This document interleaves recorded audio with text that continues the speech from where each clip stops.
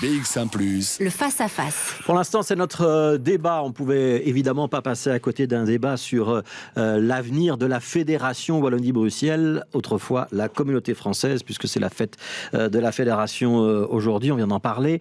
On va en reparler encore avec Olivier Minguin, bourgmestre de Woluwe-Saint-Lambert, ancien président de Défi, et Christophe Collignon, ministre des pouvoirs locaux et du logement pour la région wallonne.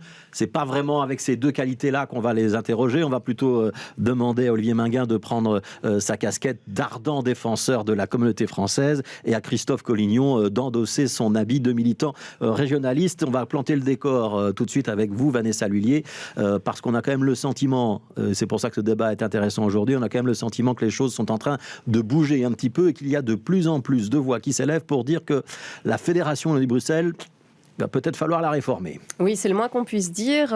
Les avis sont plutôt partagés au niveau des partis. On peut commencer d'abord par le président du Parti socialiste, Paul Magnette, qui estime qu'une Belgique à 4 régions serait un modèle plus simple, d'autant que les communautés représentent, selon lui, plus de dépenses que de rentrées, vu qu'on parle évidemment d'enseignement, de culture, etc. Et que les fusionner aux régions serait donc une solution. Alors pour Écolo, c'est Raja Mawan qui est restée assez nébuleuse lors des entretiens que vous avez menés, Fabrice, fin août, en interrogeant les différents présidents de parti à ce propos.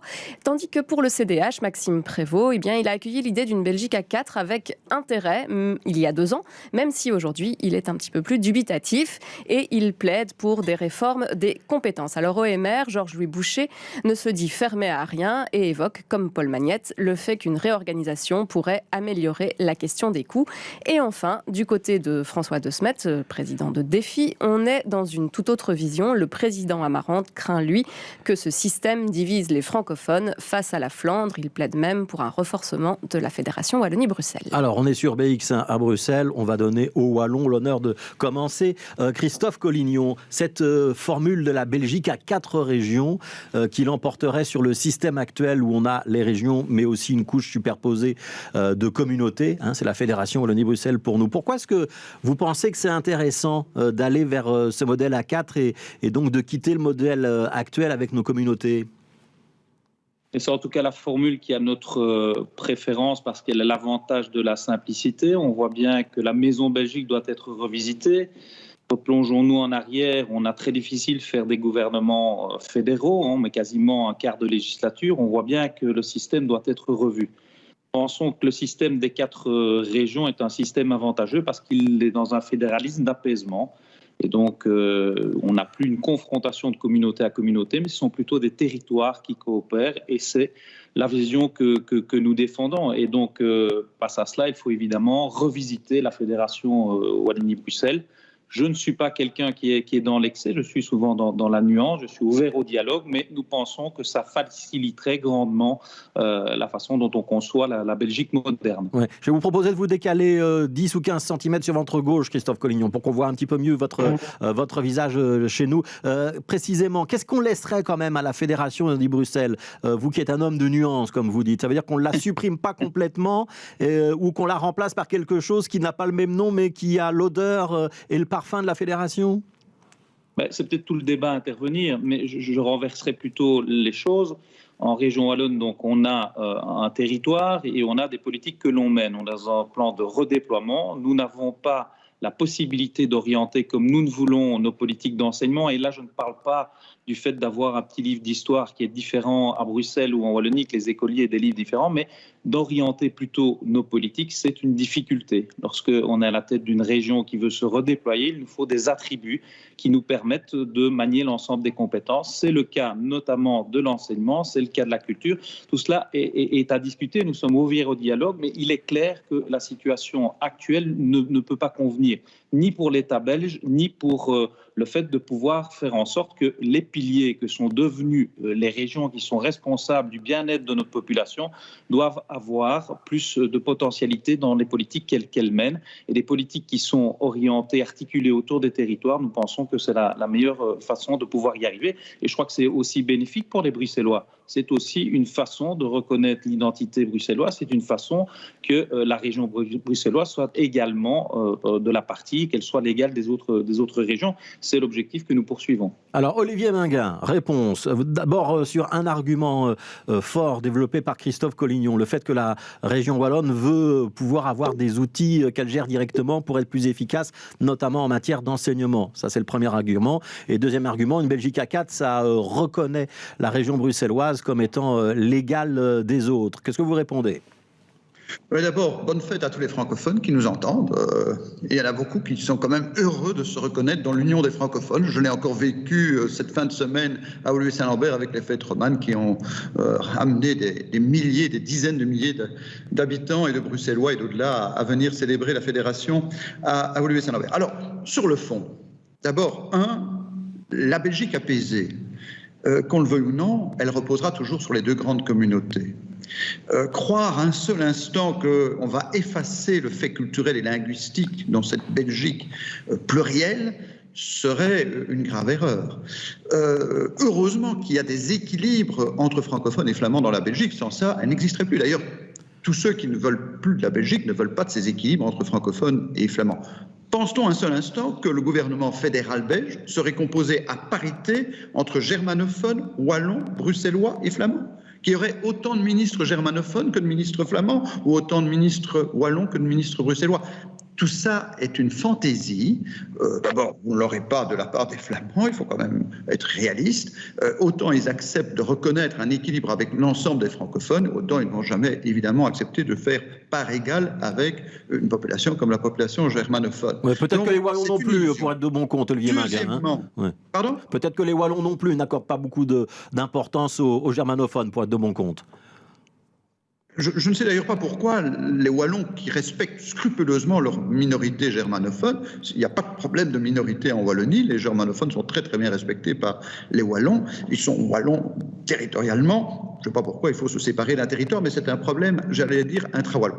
Mais deuxièmement, j'entends l'argument toujours, l'enseignement mieux adapté aux réalités socio-économiques de chaque région. Je rappelle quand même que la Fédération Wallonie-Bruxelles, elle est très largement, majoritairement wallonne, pas les Bruxellois qui sont majoritaires dans la fédération. Est-ce qu'on croit un seul instant que si demain on éclate les compétences, on sera plus performant dans notre enseignement ? Est-ce que l'on croit un seul instant qu'il y aura une sorte de baguette magique du fait de la régionalisation ? Tout va être plus performant. C'est pas ça le vrai problème. Le problème, c'est qu'il nous faut un enseignement de meilleure qualité pour l'ensemble des francophones. Ce n'est pas propre à la Wallonie, ce n'est pas propre à Bruxelles, c'est pour l'ensemble des francophones qu'il nous faut être plus exigeants quant à la qualité de notre enseignement, qu'il faut un enseignement des langues plus performant, tant à Bruxelles qu'en Wallonie. Est-ce qu'on croit que nos élèves ne doivent pas avoir les mêmes connaissances linguistiques d'une région à l'autre ? Et je pose une question essentielle. Quand on aura régionalisé, comme certains le souhaitent, l'enseignement, quand on aura créé des statuts différents de l'enseignant en Wallonie et à Bruxelles, où sera la mobilité ? Où seront les facilités d'échange ? La Fédération Wallonie-Bruxelles, c'est des centaines de milliers d'emplois qui sont ouverts tant aux Wallons qu'aux Bruxellois francophones sans qu'ils rencontrent la moindre difficulté. Faites deux statuts différents, faites deux régimes du personnel différents dans tous les secteurs gérés aujourd'hui par la Fédération, de la petite enfance à l'enseignement, et vous allez créer des obstacles. Ouais. Je ne crois pas que ça soit intelligent. On peut rencontrer l'objectif qu'exprime M. Collignon, à juste titre, par une autre manière de gérer les compétences communes. Moi, je plaide pour que le gouvernement de la Fédération réunisse les ministres wallons et les ministres bruxellois francophones. Ça mettra en contact ceux qui gèrent les matières socio-économiques avec ceux qui doivent gérer les matières dites personnalisables. Ouais. Christophe Collignon, ce que propose Olivier Minguin, donc faire la double casquette dans le jargon politique, c'est-à-dire que ceux qui sont les ministres wallons et bruxellois soient aussi les ministres de la Fédération et Bruxelles, ce qui permettrait d'avoir une relation plus directe entre les différents niveaux de pouvoir. Ça vous semblerait suffisant ? Et expliquez-nous pourquoi est-ce que pour l'éducation, il est important que la région wallonne ait plus la main qu'elle ne pense de l'avoir aujourd'hui ? D'abord, la première des choses, je crois qu'on me fait dire des choses que je n'ai pas dites. Donc, par rapport à l'État belge, le fait de composer paritairement un gouvernement fédéral, c'est dans la Constitution. Donc ça, on n'y touche pas. Ce que nous disons, c'est que le pied et le point de centralité de l'État devient le mécanisme à travers les régions, et ce sont elles qui portent l'État. Donc il n'y a pas du tout de représentation, ni à changer la Constitution, c'est tout à fait faisable. Ensuite, sur le point de l'enseignement, on a déjà essayé tout cela. Ça ne fonctionne pas. On est face à une situation socio-économique dans le cadre duquel nous devons faire en sorte que nos régions puissent avoir un avenir, se relèvent. Et lorsqu'on fait nos différents plans économiques, on se rend compte d'une chose. Je n'ai jamais demandé que, comme je l'exprime, que les livres d'histoire ou que les programmes soient différents. L'enseignement doit rester. On a une langue, une culture commune et il y a ce sentiment d'appartenance que je partage également. Mais lorsque je dois faire mon plan économique, j'ai besoin d'avoir la maîtrise de l'enseignement que j'organise, de mes PO. Et ça, c'est une demande qui est forte et qui me semble légitime. Et soyons de bon compte, nous n'y arrivons pas. Je vais vous prendre un exemple très concret.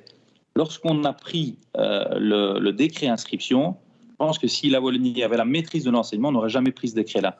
Parce qu'il n'y a pas de difficulté majeure en Wallonie de ce type-là. Et donc, cela démontre par cet exemple qu'on doit appliquer des politiques plus en rapport avec le territoire. Lorsqu'on a besoin, nous, de réformes sur l'alternance, de besoins pour répondre à nos métiers en pénurie, on a besoin de plus de souplesse et de plus de politiques qui collent à notre territoire. Je ne vois pas pourquoi ça empêcherait d'avoir des relations. Je ne vois pas pourquoi ça empêcherait de la mobilité. Je ne vois pas en quoi on toucherait au statut des enseignements. C'est toujours la même chose. Lorsqu'on essaye d'avoir un propos qui est un peu fin, on est caricaturé. Et là, on me fait dire ce que je ne dis pas.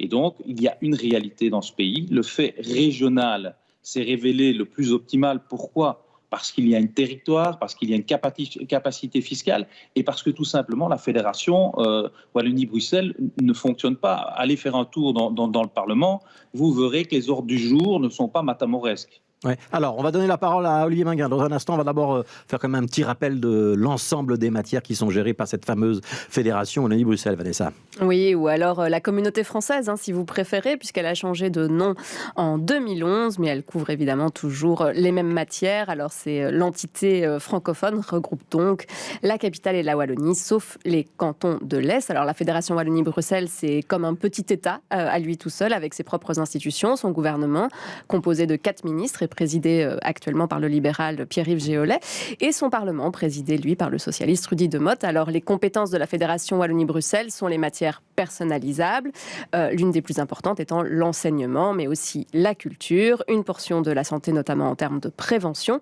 et une portion de la justice, des sports, etc. Et alors, au niveau des chiffres, la Fédération Wallonie-Bruxelles, c'est 5 millions d'habitants environ, répartis sur 17 000 km².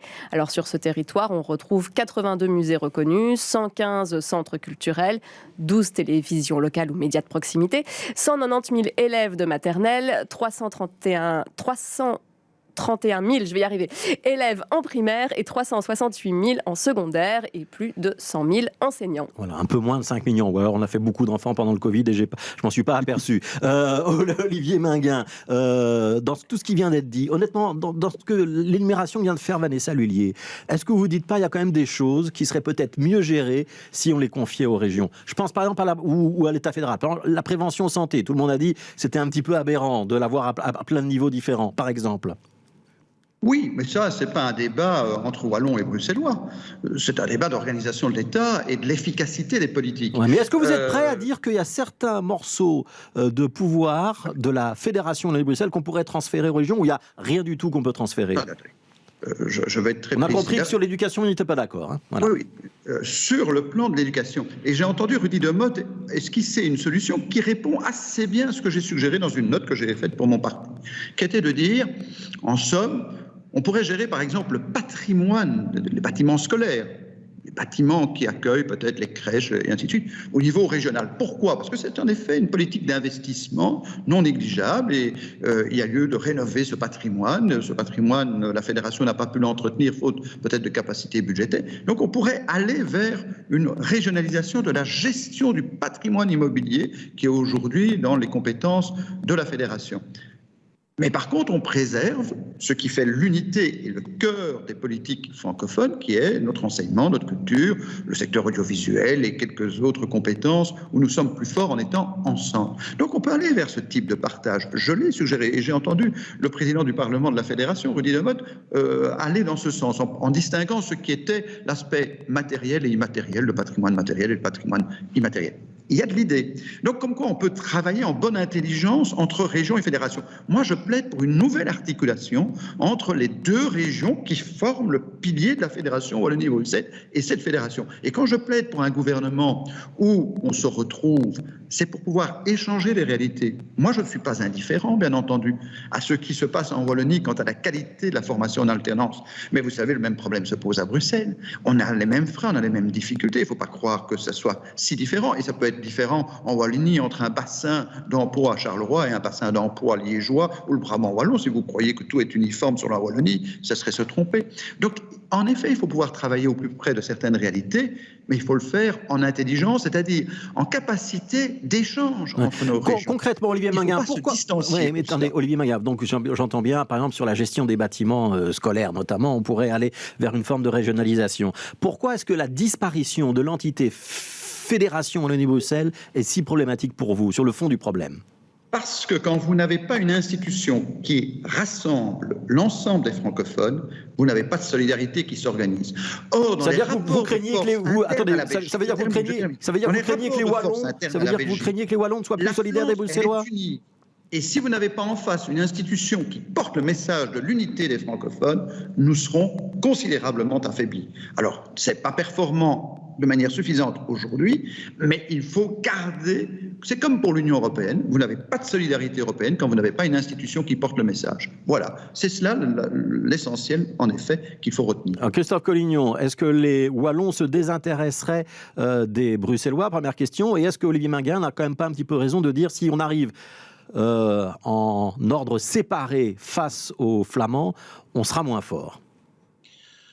En tout cas, ce que je veux être clair, c'est que les Wallons ont toujours été solidaires de Bruxelles et qu'il n'y a pas nécessairement besoin d'une institution. C'est d'ailleurs pas notre intérêt de ne pas être solidaire. Donc, je vous prends des exemples. Au niveau des écoles, les points APE sont alimentés à partir de Wallonie. On a aussi toute une série d'institutions qui sont alimentées à travers nos dispositifs wallons et c'est normal. Quand vous dites c'est alimenté, c'est le budget wallon qui paye. C'est ça qu'il faut comprendre. C'est-à-dire qu'il y a des associations, notamment, je prends un exemple, qui promeut le sport et qui a sa base à Bruxelles. C'est pas pour ça qu'elles ne bénéficient pas de financement wallon.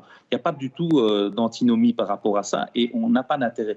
La seule question, c'est de savoir est-ce qu'il faut vraiment une institution pour faire ça? Est-ce que ce n'est pas trop lourd? Est-ce que ce n'est pas au niveau aussi de nos concitoyens suffisamment complexe? Est-ce qu'on ne se mettrait pas autour d'une table pour se dire finalement quelle est la meilleure formule que l'on peut prendre pour voir à quel niveau de pouvoir telle ou telle compétence est la mieux gérée? Et il est évident, ce lien, il est naturel. Enfin, on est wallons bruxellois, beaucoup de Wallons font leurs études à Bruxelles, les familles sont entremêlées, il est naturel, on a la langue, cette culture, et si on va un pas plus loin, on regarde effectivement BXL, votre chaîne, mais on regarde aussi TF1, on regarde aussi la France, on a cela en nous. Et donc, oui, je peux partager, en tout cas, la dernière partie de la phrase, c'est de se dire que si le pays venait à évoluer, on a effectivement beaucoup d'intérêt à maintenir ces relations entre nous. Mais moi, ce que je dis, c'est qu'au niveau de la région pour laquelle j'ai des responsabilités, eh bien, on est quelque part handicapé par le fait d'avoir quelque part un peu négocié avec la Fédération Wallonie-Bruxelles pour mener les politiques que l'on veut, qu'on estime bonnes pour notre territoire. C'est là que se situe le point de tension. Ce n'est pas sur le fait de se dire qu'on a une langue commune, qu'on a un intérêt commun à maintenir la lien, qui se fonde, qui se fait naturellement, et je ne préjuge pas de ce qui se passera pour l'avenir de la Belgique. Donc ça, là-dessus, je suis d'accord. Ouais. Olivier Minguin, donc le fait qu'on doit négocier entre la région et la fédération, c'est parfois, effectivement, ça semble un petit peu compliqué, même si souvent on retrouve quand même les mêmes formations politiques aux différents niveaux de pouvoir. C'est ça le paradoxe, c'est que c'est exactement la majorité wallonne qui détermine la majorité de la fédération depuis d'ailleurs longtemps. Je dirais volontiers, c'est comme bruxellois que je pourrais dire qu'il y a un déséquilibre, qu'il y a quelque chose de bancal. C'est pour ça que moi je plaide pour que le gouvernement de la fédération, on peut le rebaptiser éventuellement, mais quoique je trouvais que l'expression fédération montrait bien le lien entre Bruxelles et la Wallonie, que ce gouvernement rassemble les ministres des deux entités, en tout cas les ministres francophones de Bruxelles et les ministres wallons. je crois qu'à ce moment-là, on se parlera plus facilement et on réglera les problèmes que l'on évoque, puisqu'il y aura des ministres qui auront en même temps des compétences économiques et des compétences dites communautaires. Donc, on va se parler. Ils seront autour de la même table. Il faut mettre les gens autour de la même table. Voilà la réalité. Et puis, on verra ce qu'on peut faire mieux au niveau régional. Moi, je ne plaide pas pour que tout soit à la fédération.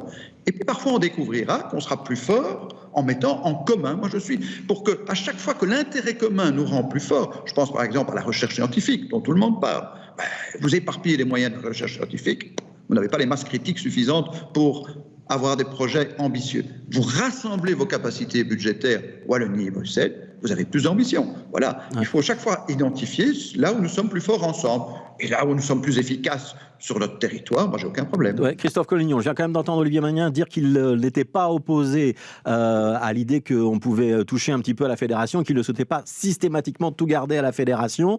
J'interprète ça quand même comme une ouverture. Pour vous, c'est la dernière question, pour vous, il faut réformer la fédération avant 2024 ou on peut attendre encore un peu ?